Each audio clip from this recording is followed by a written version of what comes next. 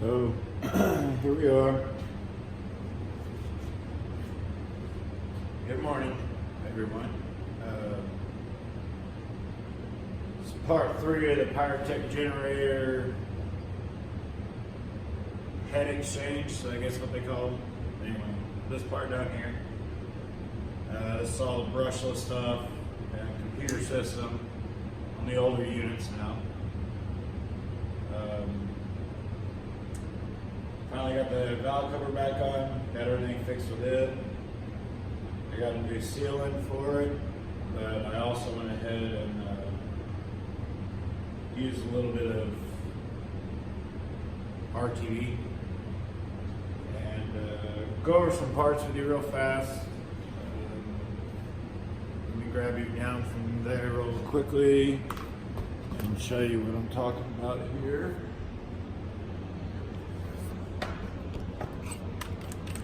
So this is what it'll look like, the wiring mess you have to deal with. It's not honestly as bad as you would think. All this is single plug. Then you have 2 grounds that come out of the generator head. And then you'll have 2 leads that go to your breakers. And then I think that was it. There's one more. I think that went somewhere. Nope, that's it. That was all there was. So really pretty simple. The newer versions have this. This is a DC charging option. I can't even think of a situation you'd need or want that, but it's there if you need or want it. This is all your ECU computer control now. It's all push button start instead of a key.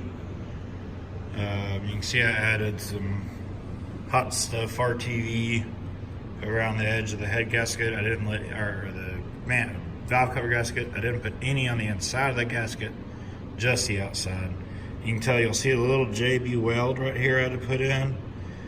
What happened was, it turned out it was dented right here somehow. So I thought, well, maybe that's where the leak's coming from. So I tried to just move it with a screwdriver, and I mean, I just barely touched it and it broke out. It was just a piece about that big, a little 1/8 inch piece. But I went ahead and put the old gasket in it, and then I JB welded it a long way on each side, each direction of it to give it some strength, instead of trying to take weld on cast aluminum, I guess. I don't know. Regardless, didn't want to deal with it.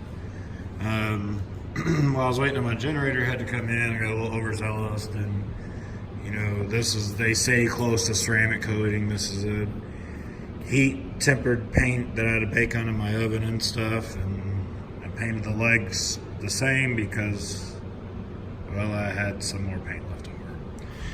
This was the old unit, and you can tell it was a dirty, nasty beast. It was really, really hard to get out. It took me about 4 hours to pry this unit out. And you can see about how good a condition they're in. You can see the fan, and then you can see the old brushes. You know, this is where the brushes used to ride, you know, on an old brush style motor. And the key to all this, the hardest part that I went into, is you got this one little pinhole right here. And that's where you stick a flathead in there. You're supposed to be able to just pop a generator out, but what you're trying to do is separate the bearing out from the back side. Once that happens, it does pop out. But don't put a tool too far in there, because then you still can't get it out. Putting this all back together was pretty straightforward, but here's something you have to watch out for. These ears, 1, are weak. 2, if you continue tightening these, you can see how much threads are left. Your bearing's going to stick out, and you want your bearing to be flush with the back. And I'm about as close as I'm going to get after messing with it for hours. You tighten this one, and then you go up to this one, or vice versa. You cross hatch them, do whatever. But all I did was get it as tight until the lock washer crushed, and then I just kind of gave up after that, because you would end up chasing it all around. Also, when I put my new, whatever this thing is called in here, I don't know what that thing's called, I can't remember right now, it's too early still. Originally what I did was I put nut certs on it so it was easy to change out in case I ever had a problem. You can see a little nut cert sticking out down here. Well, one of the nut certs ended up riding on this new block. So what I had to do was space it a little bit, which ended up having to happen anyway, because compared to the new to the old bell housings, they have a taller standoff right here. So you kind of have to space it anyway, so it worked out good, so it sits nice and level. The box will be back today from one of my buddies' shop who's TIG welding it up, and then I will be just putting exhaust, the plumbing back on, the new fuel lines I got, and I think that's about it.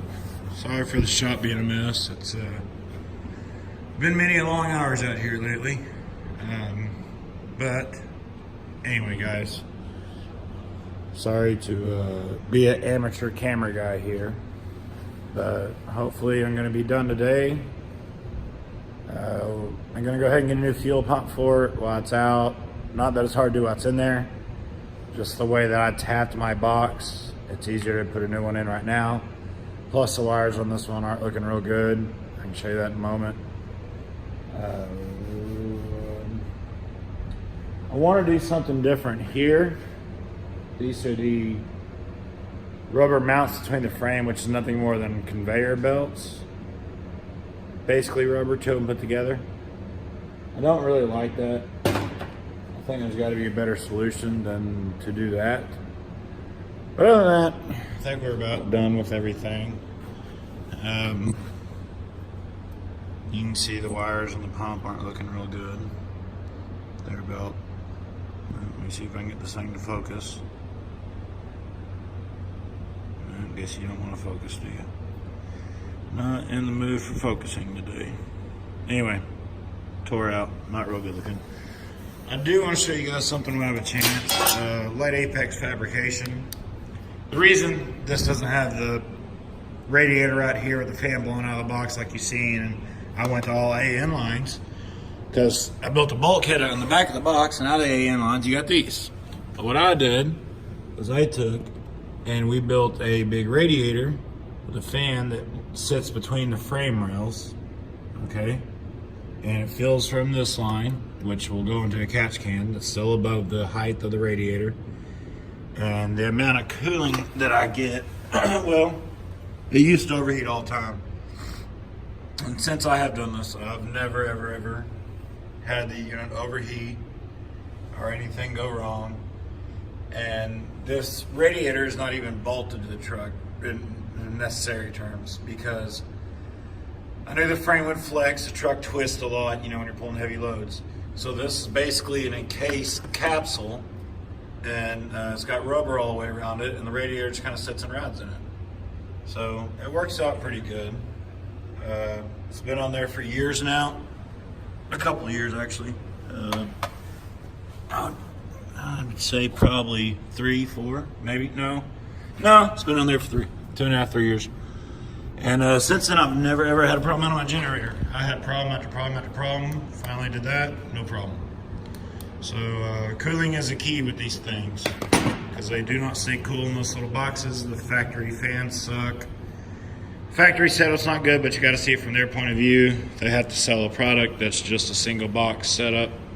So as soon as you get home, you can start customizing. The original neck that was on here with the filler cap and all that, took that off, made a little plate, RTV'd it on, TIG welded this on there. We can fill it from here or let air out, because it does get, you know, you're gonna have to, it takes a while to get radiator fluid in it now, because the fill holes are very small. But regardless, you spend some time there, an hour, putting radiator fluid in it, and you don't have to touch it again for years. So that's it for this morning.